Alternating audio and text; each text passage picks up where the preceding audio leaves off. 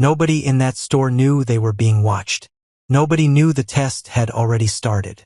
And nobody, not one person, suspected that the trembling old man shuffling through the front door was about to destroy their careers or save one. He moved slow, too slow. His coat was 2 sizes too big, gray and stained at the collar, the kind of coat that made people look away fast. His boots were scuffed past saving. His face was buried under a heavy beard, white at the edges, tangled in the middle. He kept his chin down and his shoulders folded inward like a man the world had already finished with. His name was Garrett Owens, and he owned every single thing inside that building. Garrett hadn't always been this way. Not the disguise, the need for it. 3 years ago, he'd walked these same floors in a tailored suit, shaking hands, cutting ribbons, watching cameras flash. His face had been on magazine covers. His company, a national retail chain with over 200 locations, had been called one of the greatest American business success stories of the decade. Then the emails started coming in. Not to his board, not to PR. Directly to him. Anonymous messages from customers describing how they'd been treated in his stores. Mocked, dismissed, made to feel invisible. One message from an elderly man in Ohio had stayed with Garrett for 6 months. They looked at me like I was something they needed to clean off their shoe. Garrett had ordered internal reviews, investigations, retraining programs. Nothing changed. So tonight, 1 hour before closing, he walked into location 47 in his old coat and his fake beard, with shaking hands and downcast eyes, to find out the truth himself. The store was quiet at this hour. Fluorescent lights hummed overhead. 2 workers stood behind the main service counter. A young man named Drew and another named Topher, both leaning against the back shelf, phones half-raised, looking like they were waiting for the shift to be over. At the far end of the counter stood a girl working alone. Her name tag said Brianna. She was maybe 22, 23 at most. Her natural hair was pulled back. There were tired circles under her eyes that spoke of double shifts and too much coffee. But her posture was straight and she was actually doing her job, reorganizing a display case, focused, moving with quiet purpose in a way the other 2 clearly weren't. Garrett shuffled toward the counter. Drew noticed him first. His eyes moved from his phone to the old man's coat and stopped there. He said nothing. He just leaned slightly toward Topher and tilted his head. Topher looked up, and something ugly crossed his face. Quick but visible. Garrett kept moving. His voice came out thin and rough when he reached the counter. "Excuse me, could I trouble you for a cup of water?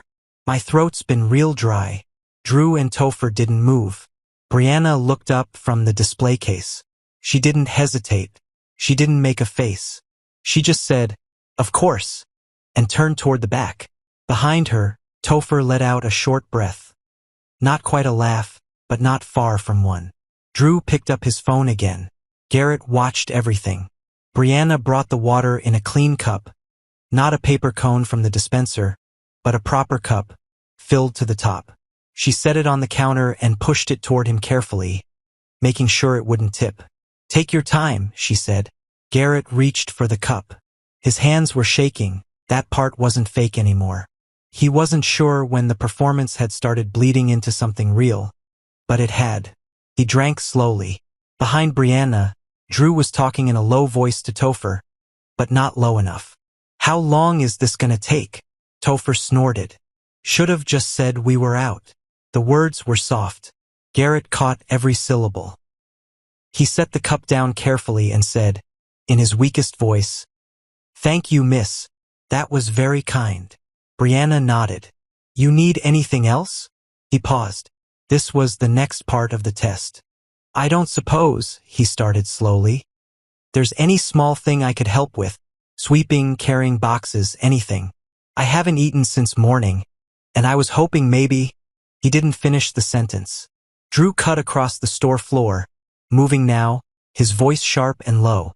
Hey, man, I'm gonna have to ask you to move along. You're blocking the counter and we've got actual customers coming in." There were no other customers. The store was empty. Garrett looked down at the floor, nodded slowly, started to turn. "He's fine." Brianna's voice was quiet, but it stopped the room cold. Drew looked at her. Bree. He's fine, she said again, not louder, just clearer. He asked a question. That's not blocking anything. A beat of silence. Drew walked back, but his face had changed. Something in it had hardened. Garrett stood very still. Brianna looked at him. She looked at his hands, his coat, his eyes. She seemed to be making a decision that the rules on the backroom bulletin board hadn't covered. There's a small stock room around back, she said quietly. Some boxes came in today that need to be broken down. If you can manage that, I can put something together for you to eat. Topher made a noise. Drew looked at the ceiling. Garrett nodded. I can manage it. He worked for 20 minutes. The boxes were heavy enough that his arms genuinely ached by the end. He broke them down one by one, stacked them flat, tied them with the cord that had been left on the shelf. He moved slowly, but he moved completely, and when he came back out, the job was done right. Brianna was waiting. She had wrapped a sandwich and a bottle of juice in a paper bag. Not scraps, not whatever was about to expire, but something she had gone to the food section and selected herself. She held it out to him. You earned it, she said simply.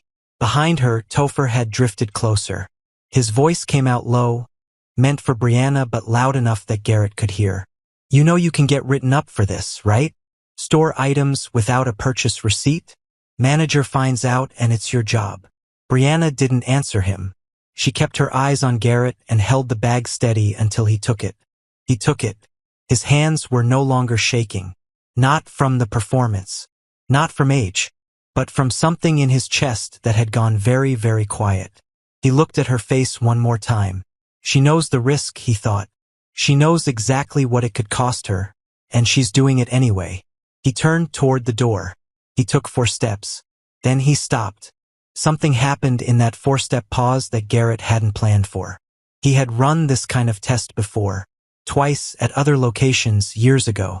He'd gone in disguised, watched how his staff behaved, taken notes, made changes.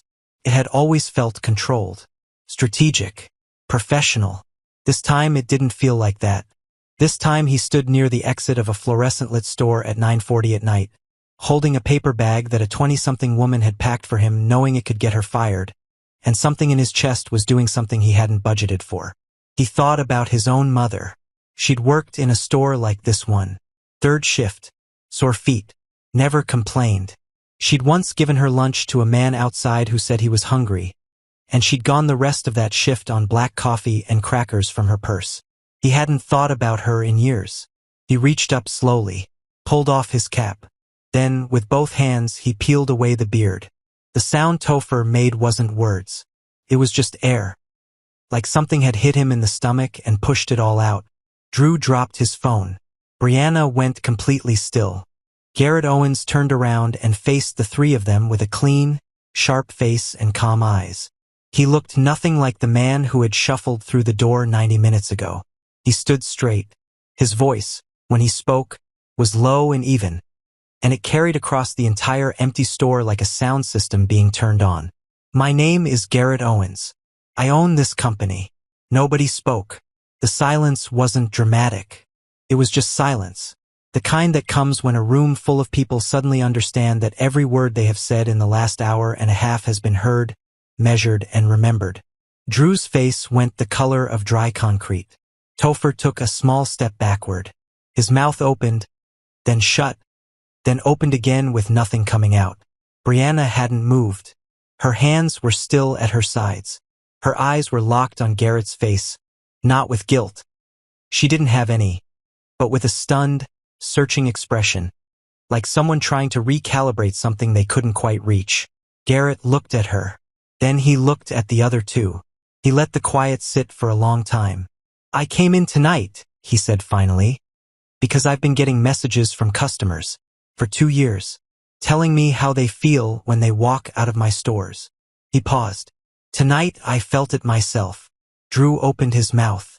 Garrett held up one hand. Don't. He didn't say it loud.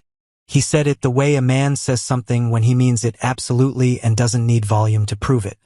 There is nothing you can say right now that changes what I saw, what I heard. He turned his eyes to Drew. You told a man in need to move along. There were no other customers. There was no reason. He looked at Topher. You warned a young woman that doing the right thing was going to cost her job. And you hoped that would stop her. Neither of them looked up from the floor. It didn't stop her. Garrett turned back to Brianna. She was still watching him. There was something in her expression now that was close to tears but hadn't gotten there. Like she was holding it back through pure stubbornness. You gave me water, he said. You defended me when you didn't have to. You gave me work because you understood that dignity matters more than policy. And you packed that bag knowing exactly what it could cost you. He stopped. You were willing to lose your job to do the right thing for a stranger. He stepped closer. That's not something I can ignore. He was quiet for a moment. Just one moment. Still, almost gentle.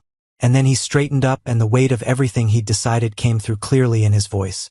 He told Drew and Topher they would be on a mandatory performance review effective immediately. He told them the review would be thorough. He told them what he expected from anyone who wore his company's name on their shirt. And he told them simply and without cruelty that the behavior he'd witnessed tonight was not something he had built this company to represent. Then he turned to Brianna. I'm creating a district oversight position. It's a role I've needed to fill for 2 years and haven't found the right person for. He looked at her directly. I want someone who already knows what it looks like when a location is failing its customers. Someone who won't look the other way. He paused. Someone who can't be warned off doing the right thing. Brianna blinked. You'd be moving up 5 levels, Garrett said. Salary, benefits, and a direct line to my office. You'd oversee 6 locations in this region. He looked at her carefully. I know you don't know me. I know this is sudden. But I watched you tonight for 90 minutes and I think I know enough. She was quiet for a long moment. Her voice came out small when she finally spoke, but steady. I wasn't doing it to get anything. I know, Garrett said. That's why I'm offering it. She accepted. Not right away. She asked a question, one question, quiet and serious, about whether the people she'd be overseeing would be treated fairly even when they were struggling. Whether they'd have a real chance to improve. Garrett looked at her for a moment. Then he said yes. And he meant it. Drew and Topher stood near the back of the store while Garrett and Brianna exchanged contact information. Neither of them spoke. The store hummed around them. The lights didn't know anything had changed. But something had. Later that night, alone in his car in the parking lot, Garrett sat for a few minutes before starting the engine. He held the paper bag. He hadn't put it down since she'd handed it to him. He wasn't sure why. Maybe because it was the first time in a long time that someone had handed him something with no idea what he was worth. No idea who he was. No angle. No performance. Just a sandwich and some juice and a woman who decided that a person in need was worth the risk. He thought about his mother again. About the crackers and the black coffee and the man outside who'd gotten her lunch. She'd never found out what happened to that man. She never knew if he'd been okay. She'd done it anyway. Some things, she used to say, you do because they're right. Not because anyone's watching. Garrett set the bag on the passenger seat. Started the car. Drove home through the quiet dark. And somewhere on the highway, alone at midnight, the most powerful man in the building started crying. Not from sadness, not from guilt, but from something rarer than either. From the sudden, unexpected, overwhelming relief of finding out the world still had people like Brianna in it.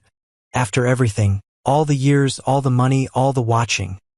That was the thing he hadn't known he needed. He'd walked into that store to test his employees. He hadn't expected to walk out changed himself. The job she took. The men who failed. None of that was the real story. The real story was a paper bag. And the fact that she handed it over anyway.